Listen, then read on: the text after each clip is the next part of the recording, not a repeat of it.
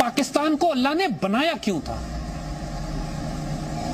अल्लाह के राजों को समझो। इस पाकिस्तान को अल्लाह ने सिर्फ इसलिए बनाया था कि गज़वा हिंद लड़ना है। हुजूर की इस हदीस में पूरा होना है कि हिंदुस्तान पर मुसलमान दोबारा कब्जा करेंगे। जय श्री राम मित्रों, कुछ पढ़े लिखे तथा कथित सेकुलर बुद्धिजीवी लोग मानते हैं कि गज़वा हिंद नाम की वास्तविकता में कोई चीज़ है ही नहीं। इसे हिंदू कट्टरवादी लोग नफरत फैलाने के लिए इस एजेंडे को चलाते हैं और इसका प्रयोग करते हैं। लेकिन आज हम विस्तार से और तमाम उन तथ्यों के साथ समझेंगे कि वास्तव में गज़वा हिंद नाम की साजिश इस हिंदुस्तान के खिलाफ रची जा रही है सदियों से, और इसके खिलाफ की भी जा रही है। आज मैं दिल्ली में हाल ही में घटित हुई एक घटना के माध्यम से भी ये समझाने की कोशिश करूँगा कि गज़वा हिंद इस देश में किया जा रहा है। पहले मैं आपको बताना चाहता हूँ उस शख्स के बारे में जो उत्तर प्रदेश के खुर्जा का रहने वाला है, जिसका नाम है अकरम, और वो दिल्ली के अंदर नौकरी करता है। लेकिन आपको पता है वो यूपी का है, दिल्ली के अंदर नौकरी करता है, लेकिन वो मोहब्बत पाकिस्तान से करता है। वो इंशाअल्लाह के नारे लगाकर हिंदुस्तान को इस्लामिक राष्ट्र बनाने की बात कर रहा है। मूर्ति पूजकों को मारकर इस्लामिक राष्ट्र बनाने की बात कर रहा है। ये आप स्क्रीनशॉट्स तमाम देख पा रहे हैं कि उसने क्या बोला है और क्या नहीं। अब इस पर फिर से विस्तार से चर्चा करेंगे। उससे पहले गज़वा हिंद आखिर है क्या, उसका अर्थ क्या है, इसमें चर्चा करते हैं। गज़वा हिंद का अर्थ है एक ऐसा युद्ध जो पैगंबर मोहम्मद साहब के नेतृत्व में लड़ा जाएगा। इस मान्यता के आधार पर हर एक मुस्लिम का कर्तव्य है कि वो ये सुनिश्चित करे कि प्रत्येक बुत परस्ती को खत्म किया जाना चाहिए। बुत परस्ती यानी मूर्ति पूजकों को खत्म किया जाना चाहिए, क्योंकि जब तक मूर्ति पूजा को खत्म नहीं किया जा सकता है तब तक इस दुनिया में इस्लाम का राज कायम करना संभव नहीं है। आप इसको इस तरीके से समझिए, हिंदुस्तान के अंदर सबसे ज़्यादा मूर्ति पूजक है यानी हिंदू है। जब तक इन लोगों का धर्म परिवर्तन नहीं करवाया जाता है तब तक गज़वा हिंद कामयाब नहीं हो सकता है, जब तक इस्लाम का राज कायम नहीं किया जा सकता है। आपने शर्जिल इमाम याद होगा आपको, जो टुकड़े टुकड़े गैंग का पोस्टर बॉय है।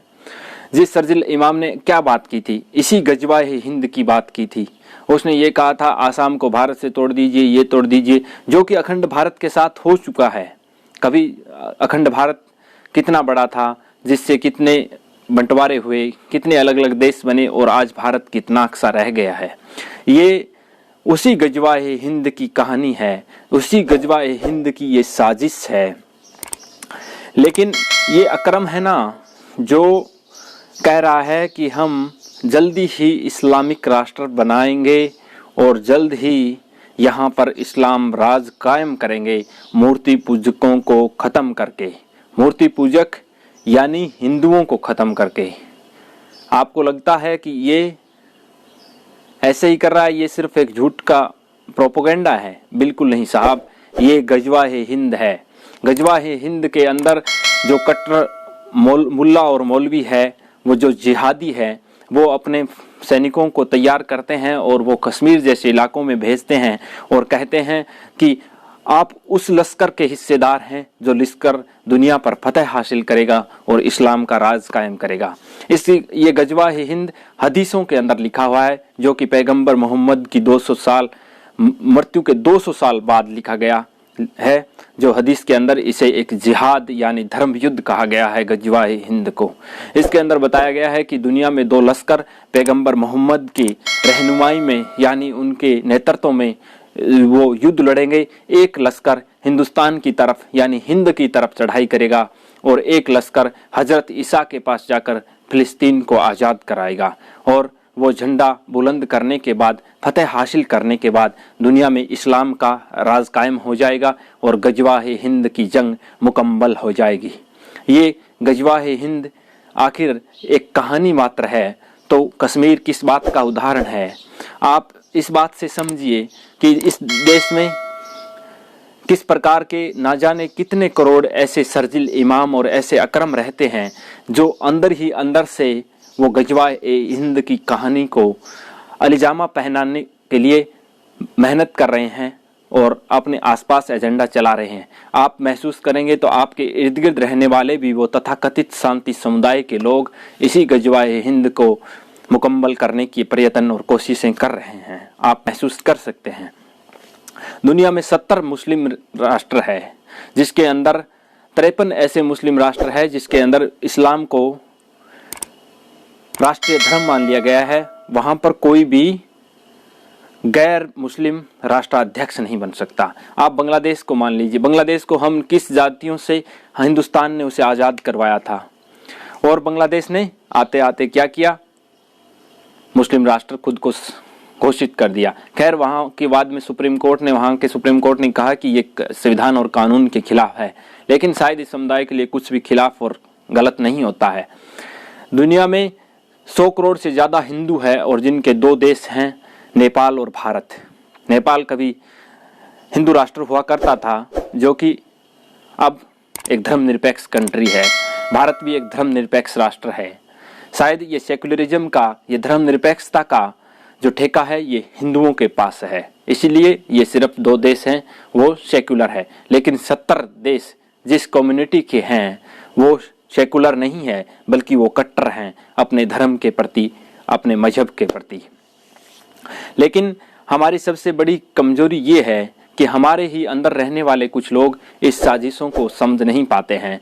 वो जो शख्स इन साजिशों का पर्दाफाश करने की कोशिश करता है उसे ही पागल ठहरा दिया जाता है, उसे ही नफरती टट्टू ठहरा दिया जाता है। लेकिन उन लोगों को ना जाने कब समझ में आएगा। गजवाए हिंद का एक छोटा सा कारनामा आपने कश्मीर में देखा। अपने ही देश के अंदर उन कश्मीरी पंडितों को दौड़ा दौड़ा कर पीटा गया। उसे अपने ही देश में प्रवासी की जिंदगी जीने के लिए मजबूर कर दिया गया। उन कश्मीरी पंडितों के पास धन भी था, दौलत भी थी, सब कुछ था, शोहरत भी थी, लेकिन उसमें क्या नहीं थी, एकता नहीं थी। इसलिए उनको वहां से खदेड़ दिया गया। और वो लोग भी ऐसे ही समझते थे कि क्या गजवाए हिंद है ये हो। एक मौलाना फरमाता है पाकिस्तान का कि भारत सरकार की एजेंसियां कहती है वो लश्कर तैयबा, इंडियन मुजाहिदीन, ये वो तमाम तरह की जो ये आतंकवादी संगठन है, अलकायदा, ये कहाँ जाएंगे, हम इसे बचने नहीं देंगे, ये वो। तो वो मौलाना कहता है कि ये लश्कर कश्मीर में तशरीफ़ लाएंगे और गजवाए हिंद करेंगे।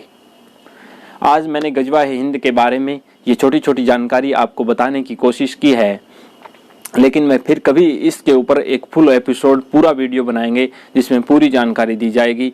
अगर आप मेरे चैनल पर नए हैं तो चैनल सब्सक्राइब कर दीजिएगा।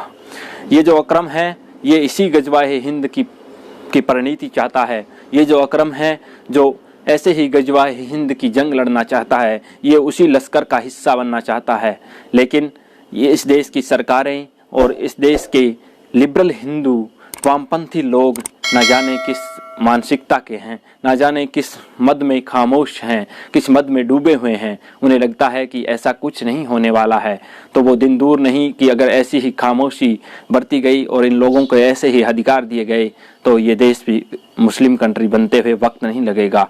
सिंध और हिंद कभी एक हुआ करते थे, कभी कंधार हिंद का हिस्सा हुआ करता था, लेकिन सब बिखर गए। आज हिंदुस्तान एक छोटा सा भूमि का टुकड़ा बनकर रह गया है। जो कभी अखंड भारत दुनिया का सबसे बड़ा देश हुआ करता था, आज उसके क्या हालात है। फिर भी हम हिंदुओं को एकत्रित होने की आवश्यकता है, इकट्ठे होने की आवश्यकता है, वरना हमारा भविष्य बड़ा ही घनघोर अंधेरे के अंदर नजर आता है। मिलते हैं अगले एपिसोड में किसी नए विषय के साथ। तब तक के लिए नमस्कार। भारत माता की जय। वंदे मातरम।